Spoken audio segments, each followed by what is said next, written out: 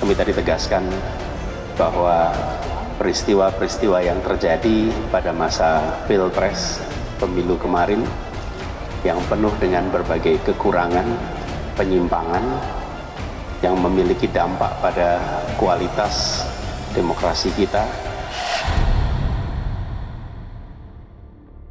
Ini kan permohonannya ada diskualifikasi. Seberapa yakin bukti yang dibawa itu akan benar-benar bisa diputus dengan bijaksana oleh para hakim? Kita harapkan 5 hakim pemberani yang akan memutuskan dan menentukan arah demokrasi ke depan. Hanya butuh 5 orang, ya. Benarkah Pak nanti ada Kapolda yang akan jadi salah satu saksi? Ya, Pak, saksi kita lihat Kapolda nanti gimana, ya. Pak? Ya. Siapa Pak? Siapa kira-kira Pak Ganjar? Nanti Ganjar, kita lihat. Kapoldanya siapa? Kapolda Bali benar Pak Ganjar? Kemang. Benar. Tidak adanya Anwar Usman di sini, apakah itu membuat ketenangan sedikitnya setidaknya ini bisa kemudian memastikan hakim bersikap? Itu satu permulaan yang bagus bahwa hakim tidak melibatkan Anwar Usman. Artinya MK tahu bahwa Anwar Usman itu kalau terlibat bisa menimbulkan ketidaktenangan. Ya. Oke. Benar kan nanti akan ada saksi Kapolda? Lupakan itu. Tanpa itu pun nggak bisa membuktikan itu karena kan Kapoldanya nggak berani dan nggak boleh. Tidak boleh. Jadi tidak akan ada dari Nggak pihak. ada. Kalau misalnya terjadi pelanggaran pemilu yang bersifat pidana, katakanlah misalnya pemaksaan, penyuapan dan lain-lain, itu harus diselesaikan oleh Gakumdu, bukan diselesaikan oleh Mahkamah Konstitusi. Mahkamah Konstitusi itu kewenangannya adalah mengadili hasil pemilu. Jadi, saya agak heran kalau dikatakan MK itu berwenang mendiskualifikasi pasangan calon presiden atau hanya mendiskualifikasi Pak Gibran aja, Pak Prabowo nya enggak. Salah alamat menurut Anda permohonan ini? Bukan salah alamat, salah memahami sengketa yang muncul dalam pemilihan presiden antara sengketa proses dan sengketa hasil. Mahkamah Konstitusi itu sengketa hasil, bukan sengketa proses. Tapi tadi dalam penyampaian dari argumen dari pihak 03 misalnya itu kan mencontohkan beberapa pemilu ulang yang diputus oleh Mahkamah Konstitusi. Bagaimana itu? Itu pilkada. Belum pernah ada pilpres. Terus didiskualifikasi terus pilpres ulang. Begitu. Dalam perkara ini Anda yakin bahwa kecil sekali kemungkinan itu akan terjadi. kecil sekali artinya ada kekhawatiran itu bisa terjadi? Saya nggak mau ngomong matematis. Tapi kecil sekali kemungkinan itu terjadi. Baik.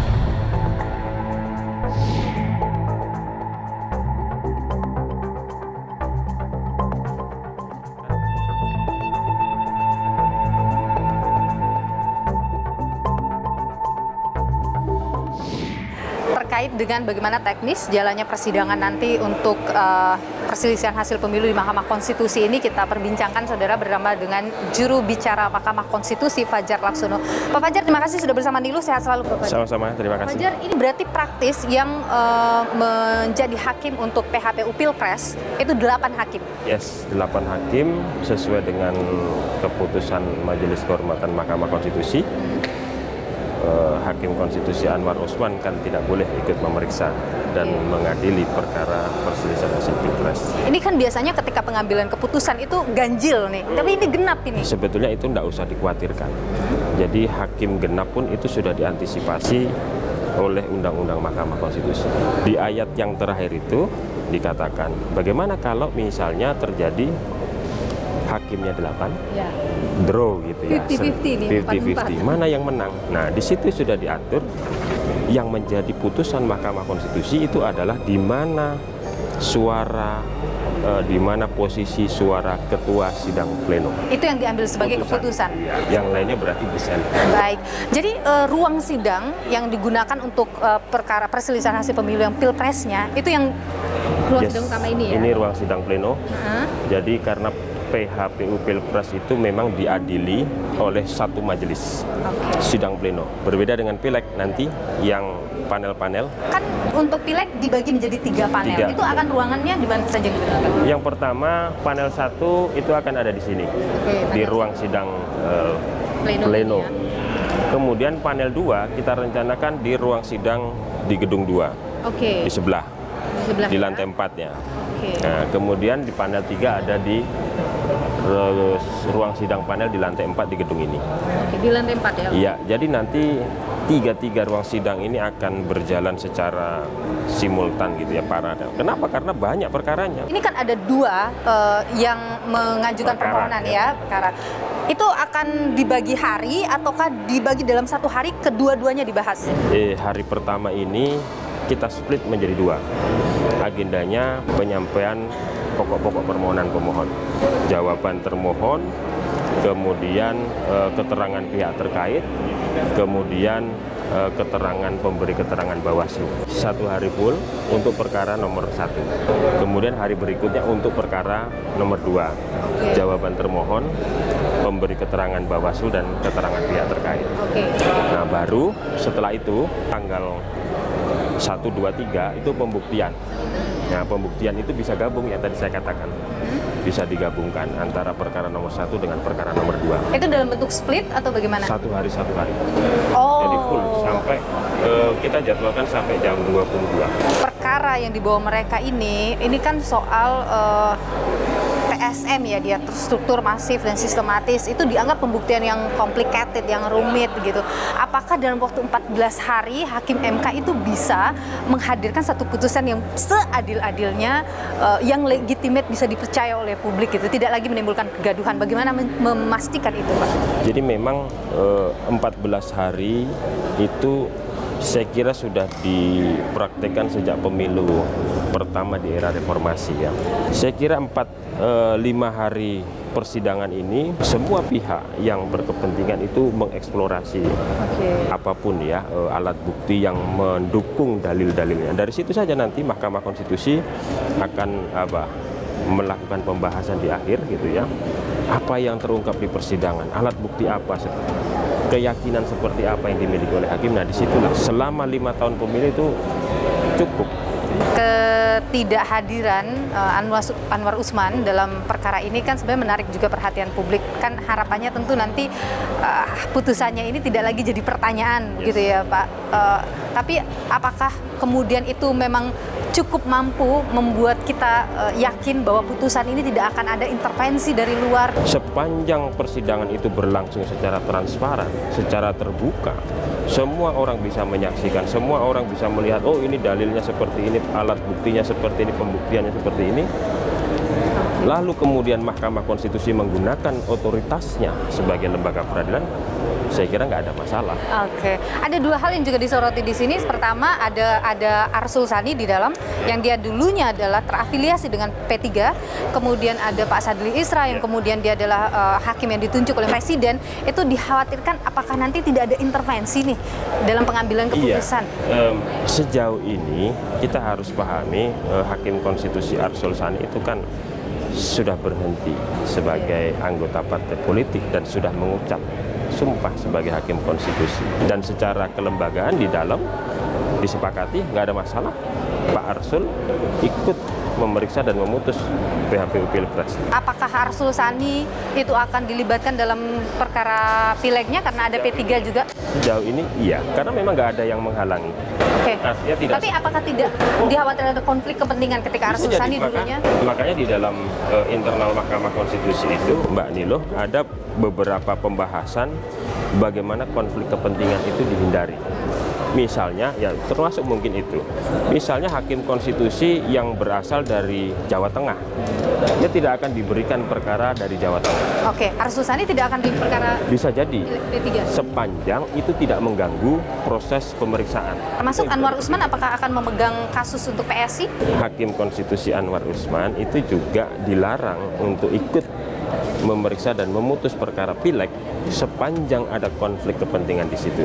Nah, menafsirkannya itu. Oke, jadi saya mau menerjemahkan apa yang Anda maksud.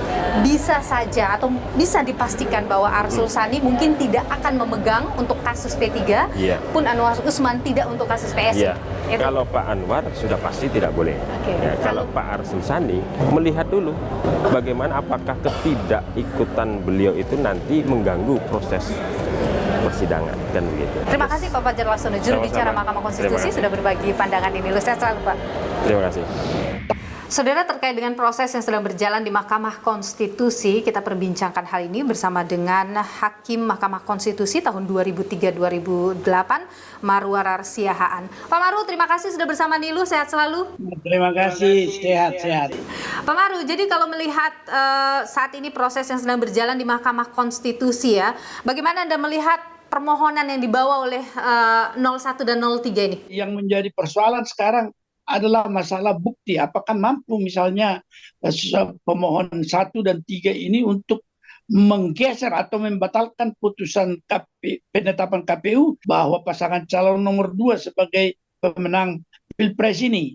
Nah, kalau itu bisa ditunjukkan oleh masing-masing pasangan calon alat-alat bukti yang mendukung bahwa memang mereka mendalilkan ada pelanggaran terstruktur, sistematis dan masif itu, pelanggaran terstruktur apa yang mereka bisa buktikan. Jadi mulai dari awal sampai hasil itu berkaitan satu sama lain atau proses akan menentukan hasil. Jadi mereka harus bisa membuktikan bahwa semua soal misalnya penjabat kepala daerah, bansos dan sebagainya itu mempengaruhi hasil dari pemilu termasuk juga pencalonan Gibran. Begitu ya Pak ya? Saya kira ya, tetapi secara umum bisa juga pembuktian itu cukup di bansos itu sebenarnya bahwa dibagi ketika itu dan mengarah kepada suara daripada Gibran, karena ketika itu saya lihat ada gambar Gibran di kantong itu tanpa kita membukti lebih jauh kalau itu terjadi bansos dan BLT yang berlangsung seperti itu maksudnya itu sebenarnya menjadi pemilu itu tidak jujur. Oke, dan untuk membuktikan itu menurut Anda hal yang berat? Boleh dikatakan sulit atau mudah. Misalnya kalau ada menteri yang sudah mengungkap tentang bansos, itu tentu dengan mudah kalau misalnya pemohon 1 dan 3 bisa menghadirkan misalnya Ibu Mensos mau dan dia pastilah dia punya bukti otentik kan karena dia yang menangani. Dan yang kedua, kalau misalnya dari pihak Menteri Keuangan, apakah siapa yang nanti dibawa untuk membuktikan jumlah yang sudah dicairkan dan dengan tidak mengikuti tata cara yang ditentukan dan untuk sasaran yang mana, pasti dengan mudah di Departemen Keuangan bisa diajukan ini.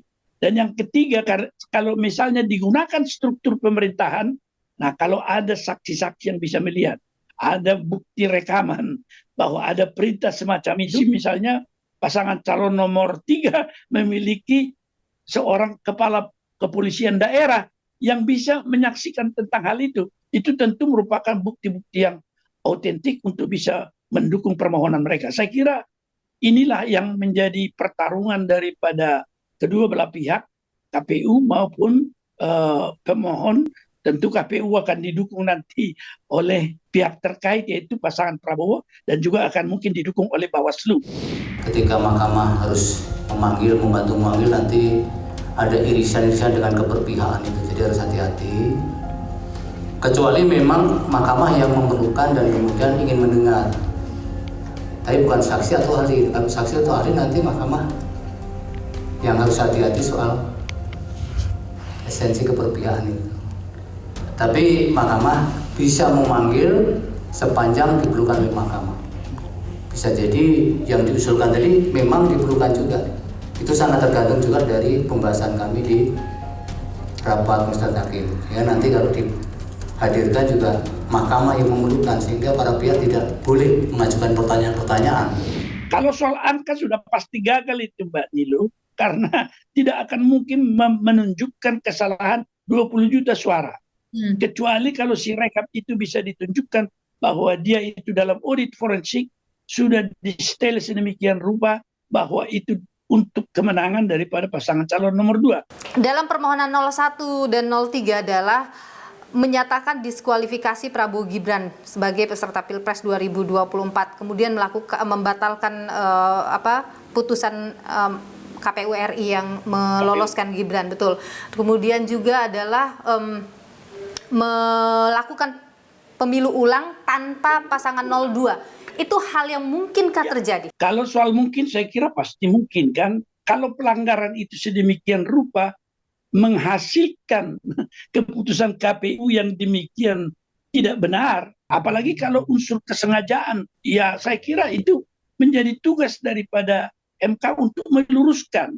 Kan dalam proses pengambilan keputusan itu pasti ada dissenting opinion antar hakim ya Pak. Anda pernah di Hakim Mahkamah Konstitusi. Ini bagaimana kemudian hakim membahas dissenting opinion itu kemudian menjadikannya sebagai satu keputusan bulat yang tidak akan dipertanyakan, yang legitimate begitu? Biasanya di dalam perdebatan di MK itu, meskipun perbedaan paham itu awalnya semula sangat tajam, tetapi ketika misalnya masing-masing saling memberikan argumen dan mengajak dengan melihat alat-alat bukti yang disajikan itu, biasanya dia akan mengerucut kepada satu pandangan. Seorang ketua akan mampu menggalang itu secara objektif. Saya kira itu yang kalau di dalam pengalaman kita, leadership ketua itu diharapkan ke arah sana.